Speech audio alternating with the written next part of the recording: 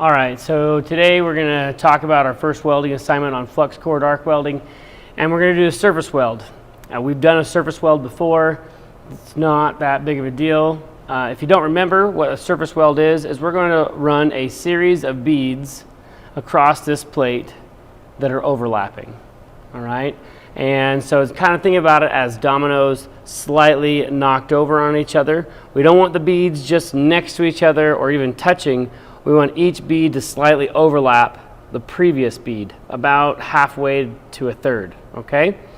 And all we're going to do is we're going to go nice and steady with our gun. When you're welding, you want to have a stick out that's approximately about a ½ inch to 3/4 of an inch. So this distance right here. If it's too long, the shielding gas that we are using with our flux core arc welding will dissipate, and so we're going to get a little bit of what's called piping porosity or deep pores. If our stick out is too short, there's going to be too much gas floating around the puddle, and the gas will actually be trapped inside the flux while it's solidifying.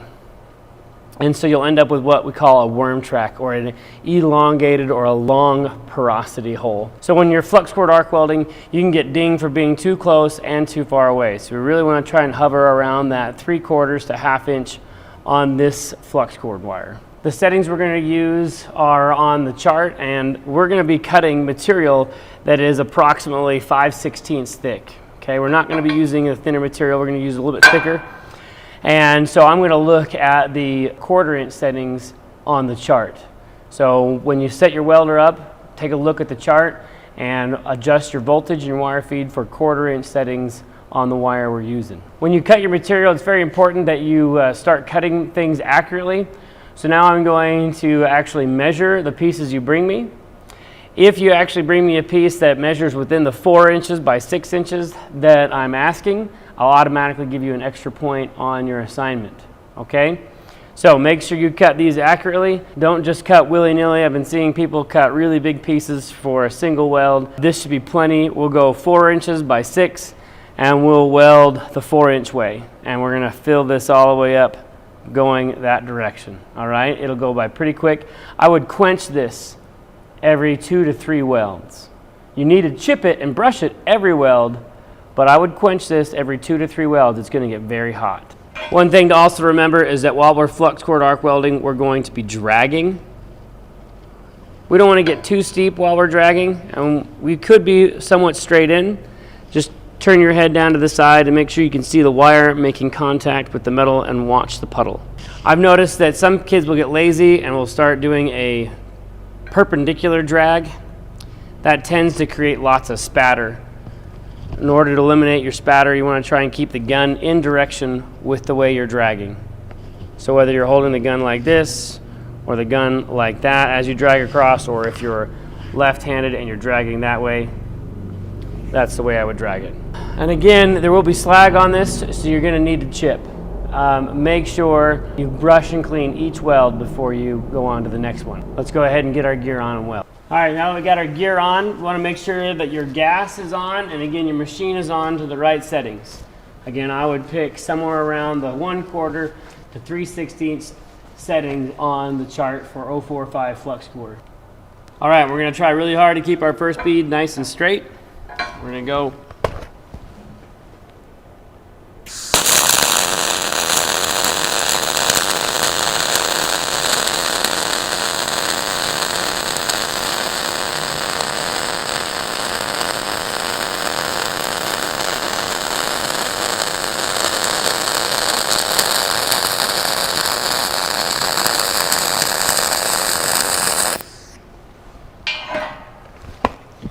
Grab our chipping hammer and our brush.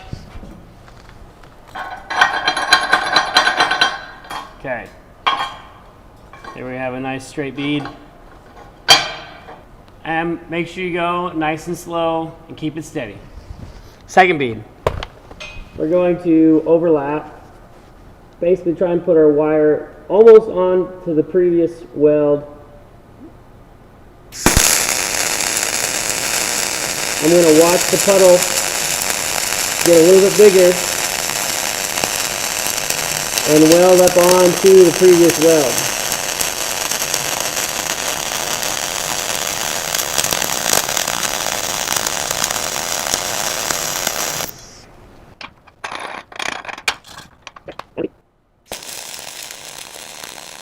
So the toe of the previous weld will be approximately an 1/8 inch away from where I'm placing the wire. Maybe a little bit closer. Basically go slow enough that you can see that the puddle is overlapping the previous bead while you're staying nice and steady. Make sure you quench the metal periodically, again, every 2 to 3 welds.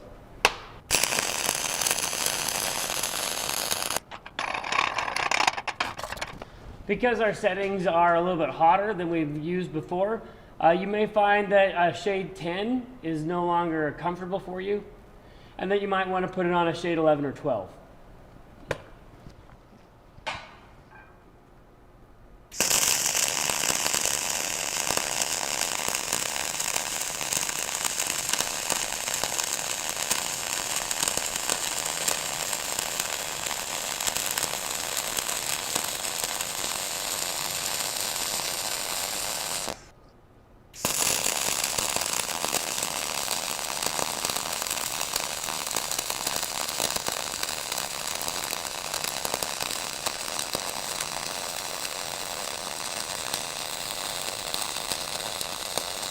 You'll notice that the flux cord wire has a nice smooth setting, a nice smooth sound, and the bead will be nice and smooth as well when you're done.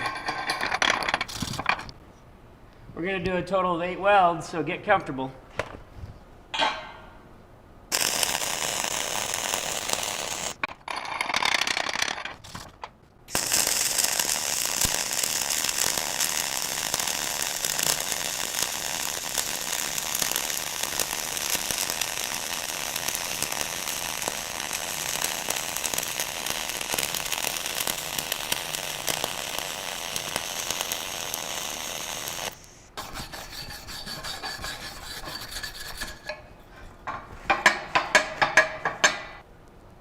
Okay, so there's our surface weld, 8 beads.